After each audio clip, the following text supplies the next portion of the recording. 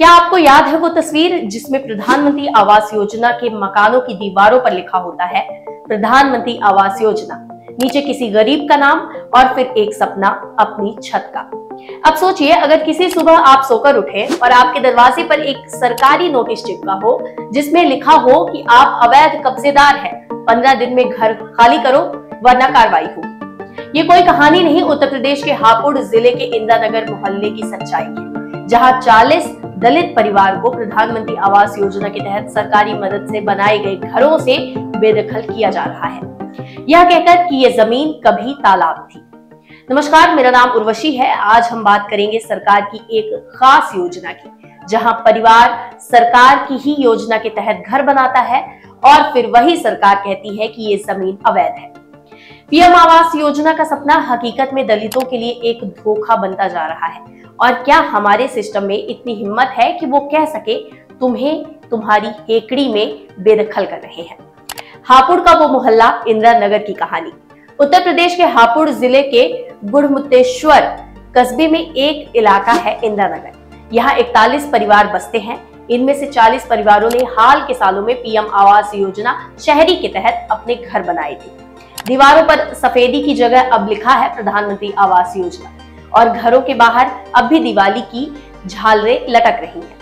ये कोई नई बस्ती नहीं है। यहाँ के लोगों को 1986 में प्रशासन ने खुद बसाया था।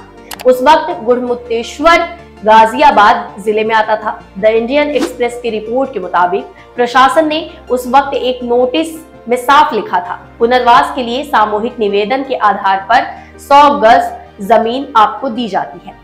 आप इस जमीन का उपयोग केवल आवासीय कार्यों के लिए करेंगे। आज वही जमीन अब सरकारी तालाब बताई जा रही है और घरों को अवैध कब्जा कहकर नोटिस भेजे जा रहे हैं।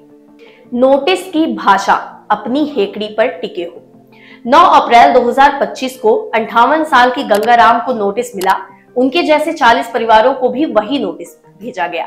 नोटिस में कहा गया, आप नगर पालिका की जमीन पर अवैध रूप से कब्जा किए हुए हैं। बार बार मना करने के बावजूद आप हट नहीं रहे, अपनी हेकड़ी पर कह रहे हैं कि जमीन आपके नाम है। अगर आपने 15 दिन में जमीन खाली नहीं की तो आपके खिलाफ कानूनी कार्यवाही की जाएगी। गंगाराम ने कहा, मैं तो सिर्फ 4वीं क्लास तक पढ़ा हूँ, बस अपना नाम पढ़ सकता हूँ। लोगों ने बताया कि ये घर अवैध कहा जा रहा है, हम गरीब हैं, सिर्फ शिकायत ही कर सकते हैं। रिपोर्ट के मुताबिक गंगाराम बताते हैं कि उन्हें लॉकडाउन के बाद पीएम आवास योजना के तहत 3 किश्तों में पैसा मिला। पहली किश्त 1 लाख रुपए, दूसरी और तीसरी किश्त 50-50 हजार रुपए। इसके अलावा उन्होंने अपनी जमा पूंजी 1.5 लाख रुपए भी लगाई। इसी तरह 25 साल के बेटे के साथ रहने वाली कमला कहती हैं कि उन्हें 2.5 लाख रुपए योजना के तहत मिले और ऊपर से 80 हजार खुद जोड़ा। पति 14 साल पहले गुजर चुके हैं। खेतों में मजदूरी कर और सब्जी बेच पैसा जोड़ घर बनाया था उन्होंने। अब इस पर प्रशासन का क्या कहना है? हापुड़ की जिलाधिकारी प्रेरणा शर्मा ने कहा, हमें मंगलवार को यह मामला जानकारी में आया, हम इसकी जांच कर रहे हैं। अगर लोगों का दावा सही निकला तो उचित कार्रवाई करेंगे। पीएम आवास योजना में हम सिर्फ यह देखते हैं कि जमीन के कागजात सही हैं या नहीं, लेकिन जमीन का स्वामित्व जांचना हमारी जिम्मेदारी नहीं होगी। खबर के मुताबिक जब उनसे पूछा गया कि नोटिस में अपनी हेकड़ी जैसी भाषा कैसे इस्तेमाल की गई, तो उन्होंने टिप्पणी करने से इनकार कर दिया। कानूनी रास्ते की सलाह, लेकिन गरीब कहाँ जाए? कमला बताती है कि वो कुछ और लोगों के साथ ईओ यानी कि एग्जीक्यूटिव ऑफिसर से मिलने गई।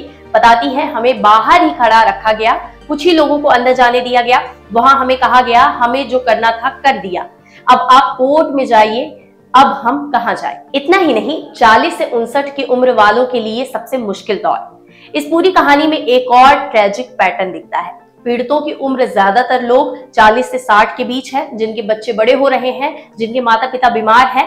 अब न कोई नई नौकरी मिलने की उम्मीद है और न ही घर का कोई दूसरा सहारा। इस संकट में उनका एकमात्र सहारा यही घर है, जो अब उनसे छीनने की कगार पर है। सरकारी योजनाएं या धोखे का पुलिंदा? यह सवाल सिर्फ हापुड़ का नहीं है, पूरे देश में ऐसे कई मामले सामने आ चुके हैं जहां सरकार की योजनाओं से घर तो बनवाए गए, लेकिन बाद में उन्हें अवैध बता दिया गया। एक तरफ सरकार सबको घर देने की बात करती है, दूसरी तरफ उन्हीं घरों को जमीन पर अवैध कहकर उजाड़ती है। क्या हम सिर्फ आंकड़ों में गरीबों को गिनते हैं?